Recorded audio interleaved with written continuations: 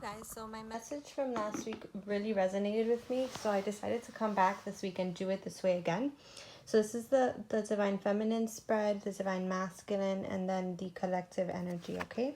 And then message from spirit. So I'm going to start with the feminine. Bottom of the deck, Hierophant. Just remember that this is a spiritual journey, and that you are ascending in your perspective. Look at that, the high priestess underneath. Wow, amazing. So remember that you are ascending, that you're both ascending, that this is a spiritual journey. You've done a lot of work, and you're continuing to work on your soul mission this week and on your career and focusing on yourself and your pentacles.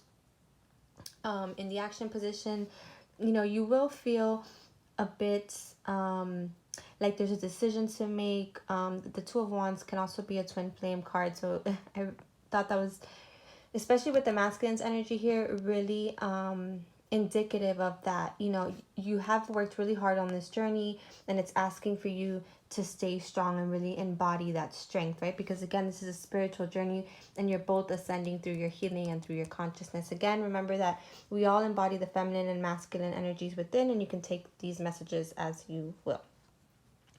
So what does the feminine need to surrender this week? It says surrender to setting limits. It is healthy to set boundaries in relationships. Practice expressing your needs, and remember that no is a complete sentence. And that goes for everything in your work, in your life, in your spiritual journey. Remember that setting limits and boundaries is important, and it is a form of self-love, right?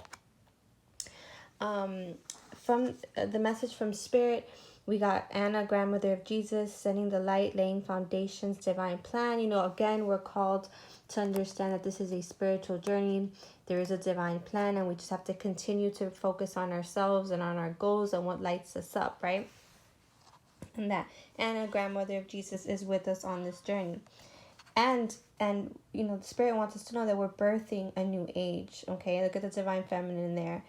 We're birthing new creations, dreaming a whole new world into being, okay? And the message from the divine masculine to his feminine this week is prepare to be astounded. And when this card came out, it blew my mind. I loved it. So prepare to be astounded. The message on this card is send them love, wish them peace, see them happy. Everyone, always, forever. And prepare to be astounded, the universe. P.S. Oh man, and will you ever become a big time manifester? Right, so I'm really getting here, just stay the course, make sure that you're honoring yourself, setting boundaries, and continuing to do the work, because, you're still going here. And at times you will feel doubtful as to which direction to go in, but stay strong and focus on, the spiritual aspect of this journey, right? And your ascension. For the masculine, they got the Nine of Wands.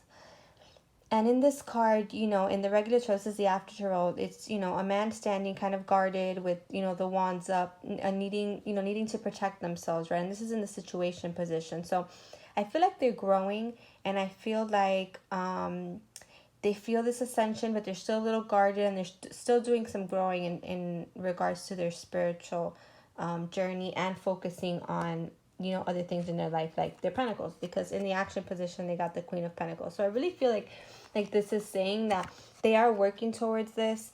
They are working towards their highest good. They are spiritually led, and ultimately, their goal is to get to here. And it's so funny because the feminine got the Two of Wands in the action position, and the masculine in the after tarot got the Two of Wands, and in this deck has both the masculine and the feminine holding the world, right? So I really feel like, although we may not see it, the energy is here, that they are working on their journey. They are working on ascension. They are working on themselves, right? And ultimately, they see this queen, they see this union as a potential reality, right? As a potentiality. And then their surrender card was surrender to sleep and rest. To prevent burnout, slow down, honor your need for quiet time and peaceful sleep to rejuvenate your mind, body, and spirit. Again, this could be your masculine energy within as well.